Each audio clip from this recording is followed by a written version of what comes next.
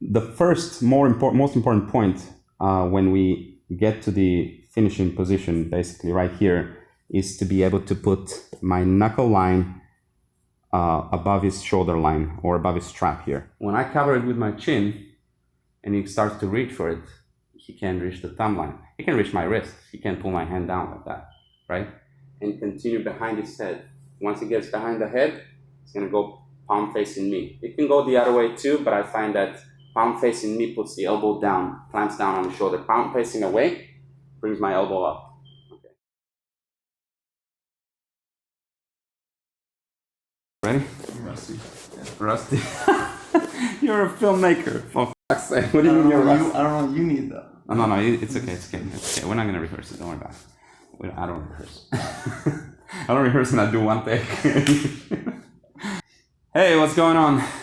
We're here in Uprise MMA after a good morning of training again. I want to look at 3 good pointers for finishing a rear naked choke. A lot of times we get to it, provided we have a good control with hooks and shoulder control, etc. while we're on the back, and then we just can't finish the rear naked choke. Maybe the guy's pulling very strong down on the arm or something like that. Maybe the guy's just bigger than us and it's hard to wrap around. So just a few things that are going to help with getting to the position properly and then finishing the actual choke.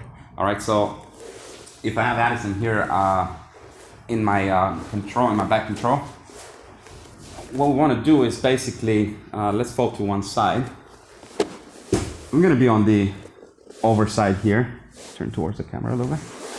First of all, we have, as we know, we have 2 sides, an overhook, overwrap side and underside with the seat belt from the back. And then sometimes they're referred to as a strong side and a weak side. The reason they're referred to as strong and weak is because right now, supposedly I'm on the strong side, simply because it's the attacking side where I'm actually choking with, the arm that I'm choking with. This is a control arm, okay? So it's probably better to refer to them as an attacking arm and a control arm. I have my control arm always under the armpit, part of the seat belt, and the attacking arm over his shoulder, which is basically connecting to his neck ultimately. So now, in this case, we have our seat belt. We're not going to go into details of control here with hooks and stuff. We're just basically going to be working on the finishing details.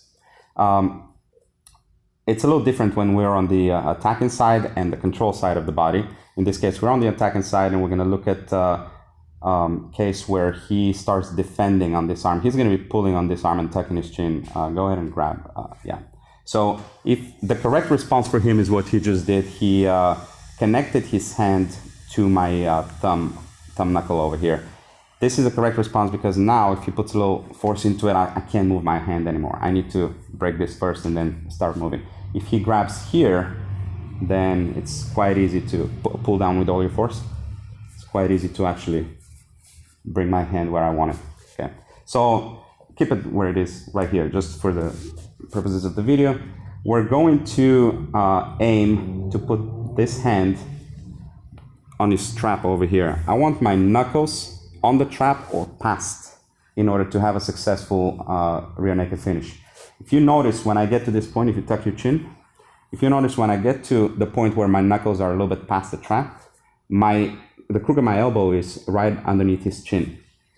Ideally, that's where I want to be, right here. Even if he's tucking his chin, I can finish this. If he's not tucking his chin, then it's a wrap. So the first most important point when we get to the finishing position, basically right here, is to be able to put my knuckle line above his shoulder line or above his strap here. Okay, I want it right here where I can actually cover it with my own chin. Okay, so sometimes he's pulling down. Sometimes I'm almost there. I'm right here. He can't even reach my thumb anymore. Okay, but I'm missing a little bit. A very good way to work with this is grab my own palm with what's called a short choke. Grab my palm to palm grip like this, and then wedge my forearm behind the shoulder. When I do that, it's like ratcheting motion. It's tuck your chin a little bit and start pulling. It's going to be really hard for him to pull all you can. Both hands, yes. He if I'm holding like that, the first thing he has to do is undo my hands in order to pull my hand down, but it won't be easy either, okay? Now, I can use the leverage and pull my elbow in. Now my elbow is in front of his chin or right underneath his chin. Now I can continue with the finishing moves of the rear naked choke. I can choke him out from here too, but let's talk about the rear naked now. So, come up for a second. So as I did this ratcheting movement here with the wedge behind his neck, the next thing I want to do is cover my hand, my knuckles with my own chin, okay? The reason I want to do that is because I can have my hand here and my chin is looking away or something, or my face is looking away or something, and then if he reaches towards my thumb, he can reach it. Now he can pull my hand back down, and I lost all that ground I made.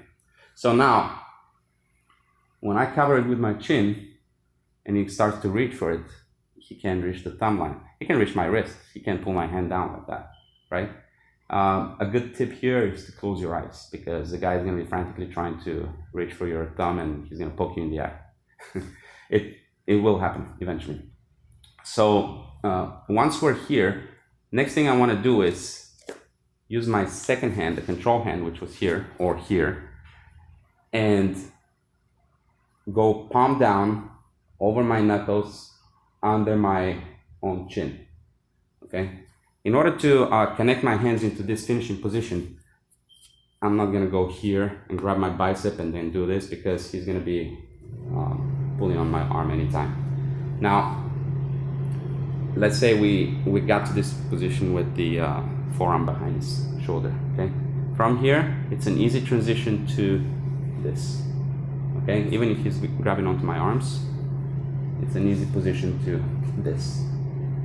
As I sneak my hand under my chin, I put my chin down again. Now this hand opens and grabs onto my bicep, and we're gonna start cinching it in, okay? So this is tip number one: get your hand, your knuckle line rather, behind their trap, if you can, behind their trap. One way or another, whether you're gonna be crawling like this or ratcheting it with the leverage behind the shoulder, okay? Next thing you want to do is cover your own hand. You fought so hard to get this hand here, cover it with your chin, close your eyes. Now, when we're gonna go and put the second hand, the control hand, into the rear naked, what we want to do is lift the chin up just enough to sneak the secondary hand underneath. It's gonna slide over my primary hand until it gets behind his head. It gets behind his head, I'm gonna put it this way. Okay? Not to push on his head, but to wedge behind, okay? This hand is gonna grab the bicep, and I'm gonna be here. Now, I'm still gonna be chin to face, right? The reason I wanna do that is because, let's fall down again. The reason I wanna be here chin to face once I have the rear naked is because I don't want any space here for him to start grabbing on. If I'm here, he can grab onto my secondary hand, pull it, and then work on the primary hand, okay? Forget it. I'm already here. I'm finishing. This should be a finish, okay? There should be no excuse to not finish here. If I'm here, again, close your eyes, because the guy is gonna be probably trying to get to your hands. He's gonna poke you in the eye. From here, the next thing I wanna do is start sliding my arms in this motion. What this is gonna do basically is bring my elbows close together to one another. When I do that, the hole where his neck is getting smaller and smaller. So what I'm doing is basically this: bringing my elbows close together. This arm here, the secondary hand, is gonna come all the way to this side, okay? Once it gets pretty tight here, I'm gonna make it tight for you, okay? Once it gets pretty tight, my elbows are as close to one another as possible, okay? Now what I'm gonna do is rotate this way. My head is still stuck to his head, my chin is stuck to his head, okay? I'm gonna rotate this way. It's a very easy finish. You can finish the strongest of opponents. GSP finished Mike Bisping this way, 2017. So we're gonna get here, we're gonna tighten it up, not by squeezing or, you know, puffing chest or anything like that. All we need to do is bring the elbows close to one another as possible by climbing this hand onto this shoulder, okay? Right here. As close to one another as possible. This is getting tight for him right now. Now what I'm gonna do is, I gotta keep my head close to him, but I'll talk a little bit farther from his ear. What I wanna do now is rotate my elbows, both of my elbows together towards the opposite shoulder, okay? Not this way, the other way, as if you're choking with a gi. When you have the gi, when you do a collar choke, you go this way. You're gonna do the exact same thing. So we got here, and you rotate to finish, okay? It's super easy. Tuck your chin, please. Even if we're over his chin, keep it tucked. Even if we're over his chin, we get those elbows as close together to close to one another as possible, and then we're gonna do the same thing. It's gonna feel like a lot of pressure on the chin if he's tucked. It's a mandible choke, but eventually he will pass out. If he doesn't tap from the pain, he will pass out because everything is compressing around his arteries. Okay, so to recap real quick, the first and most important thing is there's not going to be a choke if my hand is here. I want to get my hand as deep as possible behind the strap, okay, as deep as possible. A good guideline is to look at your knuckles. If your knuckles are past this strap over here, we're good. If we can literally cup his strap, we're good. Second thing we want to do is we want to put our chin on top, okay, so that he can reach the thumb line here and pull my hand down. So we're going to cover it, close your eyes for safety reasons. And the next thing we're going to do is we're going to use this hand. We're going to sneak it underneath our chin and continue behind his head. Once it gets behind the head, it's going to go palm facing me. It can go the other way too, but I find that palm facing me puts the elbow down, clamps down on the shoulder. Palm facing away brings my elbow up. Okay, so palm facing me, it's going to clamp down. This hand is going to grab my own bicep. Okay, and then from here, what we're going to do is we're going to start bringing the elbows close to one another. You can see my fingertips here, getting close to one another, and now I'm going to rotate.